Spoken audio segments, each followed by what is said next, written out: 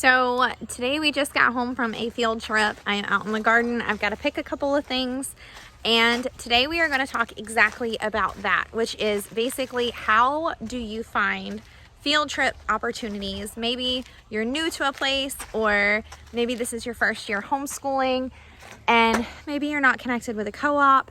How do you find where you can go for homeschooling? Field trip opportunities, because sometimes sourcing those field trips may seem out of reach or even daunting, but there are probably way more resources in your area than you even knew were possible. So what I'm going to do is quickly run through my garden and get through some stuff. And I think I'm going to talk about some of it out here. There's a website that I discovered that actually has some really cool resources on it when looking for this video. And so if you guys are up for it, let's get into the video.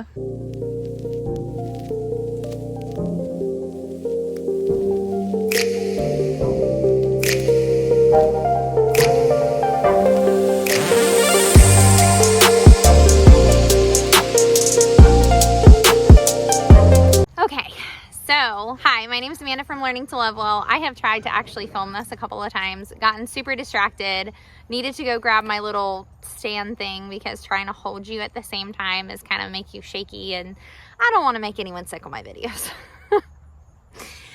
So a little bit about the channel. My name's Amanda from Learning to Love Well. That is what I've called my channel. It's named after Titus 2:4-5, where I'm learning to love my husband and my children well, and one of the avenues that we do that with is homeschool, and that's what I share about. I have 4 children that I've homeschooled ever since the beginning. My eldest is 8th grade at the moment, and yeah, so we've been homeschooling for a little under a decade if you do not count pre-K. So we have been probably homeschooling for about a decade. And wow, that seems like a lot.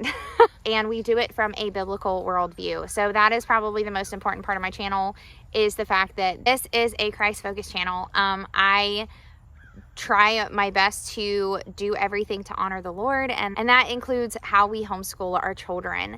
And so for us, this is us raising our children and training instruction of the Lord and learning to love our children well. And so yeah, I hope you come along. I hope you enjoy this video. This video, as you can tell from the thumbnail, is about planning field trips. Now, over the years, I have to be honest, I haven't done as many field trips as maybe I would have wanted to. We didn't have the capacity during a couple of seasons of life, but we are definitely making up for it. This past month, we've done 2 field trips, 2 other family outings, and a birthday party, and like this month has just been jam-packed full of things that we've done with the kids. And I'm starting to get better at finding and locating things that we can do that are, 1, not going to break the budget, 2, are really good experiences for our children, and 3, things that we can do as family outings that really aren't dependent on necessarily having a huge budget in order to do it. Because when you are a homeschool mom, and especially if you're new, curriculum can cost quite a bit. You know, you have your kids home all day.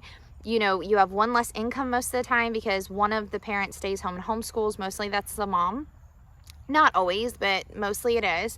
And you are just kind of slam-packed, especially if you have multiple children under the age of 18. You can be homeschooling a good majority of the day. And so the idea of spending hundreds and hundreds of dollars in pursuit of going on a field trip or a couple of field trips can sound a little intense. And hundreds of dollars might sound like a stretch, but I know that there are some places where just to get in, not the travel time, not the food that you cost when you go out, none of that, can, for my family, because we're a family of 6, so we have 4 children, and me and my husband, could easily be $60 to $80, and that's just one field trip. So because of that, I have started to learn, by God's grace, and I did extra research for this video, of what if you want to go on field trips, and what if that is not something that necessarily you deem in the budget, or things that you might want to start looking at.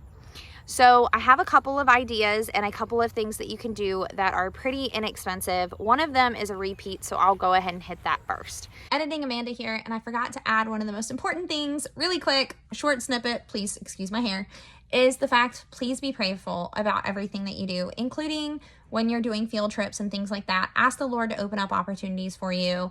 And yeah, so now we get back to the rest of the video. So the repeat is go to your local library. A few years ago, we stumbled upon some activities that our local library was doing, and a lot of it is free of charge.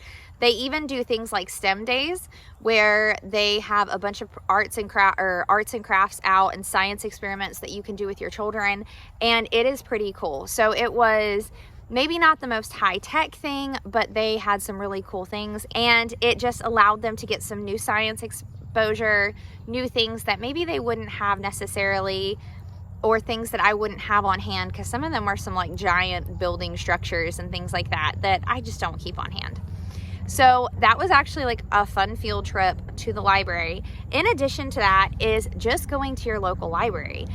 I know that that might seem outdated because of all the Kindles and the audiobooks that we have, and we have a plane going on right now, but the thing is that going and taking the kids to the library and looking at books and allowing them to check out books and learning about like the Dewey Decimal System and all of those can actually be a pretty fun trip to the library. I know that our library also, okay, so it sounds like it's far enough away, so it's not going to be too much of an effect. I hope that you can still hear me.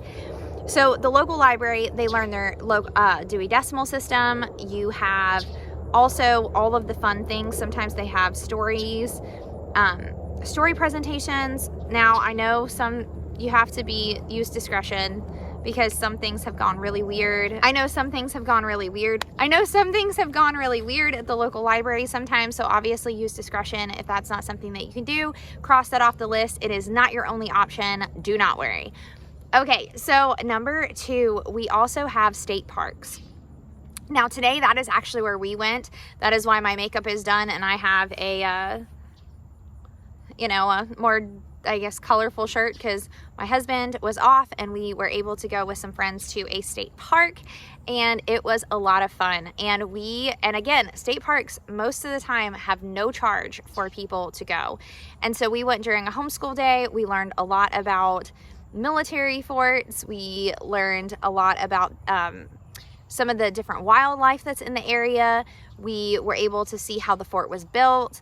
It was just a really cool excursion away from the house. And even though we're not technically on that in our history lesson, we've already done that in American history, it was still a really cool reinforcement. It was local to us. It gave us an outing and kind of a refresh day. We did some logic on the way. It still gave us an outing, and it really didn't cost anything out of pocket. My kids packed some peanut butter and jelly sandwiches.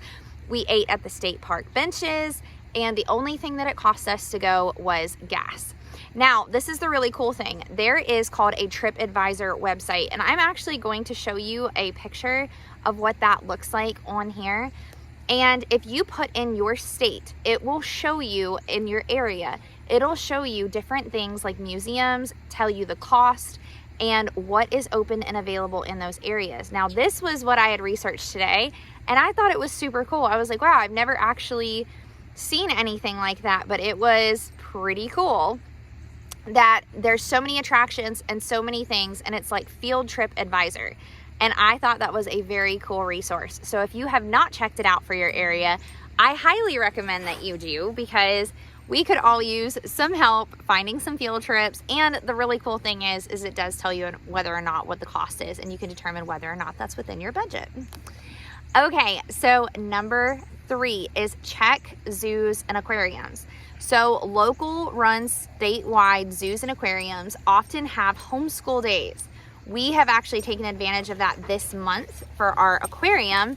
But then, because I was doing this video, I looked up a zoo that's about 6 hours away from us, but it's a zoo that is super cool nonetheless. And they also have a homeschool day and virtual, I guess you could say virtual projects. Hey, I left the gate open. That was my bad. Doug, come here. Okay, so I also looked it up, and this zoo has virtual events for homeschoolers, and they have one pass that you can use and go there for free. Now, if that is in my area, and this is a really well-known zoo about 6 hours away, so I was actually really shocked to see that they had that for homeschoolers, because I'm sure that they get a lot of foot traffic. The only one that I would have to pay for to go would be my husband, because it only allows one teacher, but each place is different. So if you have places in your area that you are not sure if that they do homeschool stuff, check their websites and give them a call. And you will be surprised with proof of homeschooling how many places actually have things that are opened up to you. And that will save tons on your budget. Plus, on top of that, you might be able to get cool field trips in you never thought were possible. Okay, also, here's a new task or a new hack. I know hack is like the idea of getting things easier. I don't know that it's any easier. You still have to scroll through it. But local community events. So one of the things I started doing is going on my Facebook page. Now, if you do not have a Facebook page, you could probably just stick it in your Google search and say local events happening near me and put in your zip code, and you will be surprised. So we had found out that there was a local carnival or like community-wide thing that they were doing that I would have never known about. And all of these family fun events that happen with events near me. And I have found, I think so far we've gone to three events that way since June, that I have found that I was like, hey, they're doing this in our community. Do you want to go? And it has been super cool to take advantage of them. And none of them were at cost to us, which is really cool. Yes, it costs us the gas to go, and it can be as cheap as you want it if you choose to pack a lunch or pack a dinner and some snacks for your kids or eat before you go. But it was definitely fun, and we have enjoyed ourselves, and we've gotten to make the most out of it and whatever educational purposes. Now, there are tons and tons of things that you can find that you didn't even know were going on. Some of them might be STEM nights from local churches for homeschoolers. They could be carnivals, festivals. They could be downtown historical things, because some historical societies will put on events that you can go to that will be at no charge to you because they're open to the public. With that being said, another resource you should totally check out if you are on social media is your local co-op pages. And even if you do not want to necessarily join the co-op, a lot of times they will post things on their pages to let you know that there is a community event or a homeschool day that you can either join or go with them to do.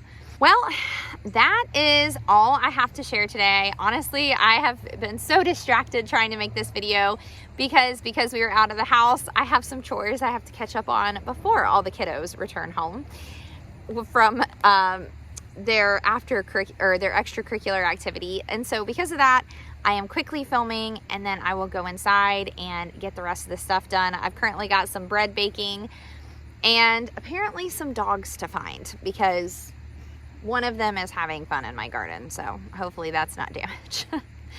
But anyway, and I hope you can use some of this information. Some of it may have been a repeat, but definitely for anyone who is trying to homeschool and steward their resources well, and to steward their resources, their time, their energy, and their money well during homeschool, I hope you get a whole lot out of this. On that note, I hope you have a wonderful day. God bless, and have a great day.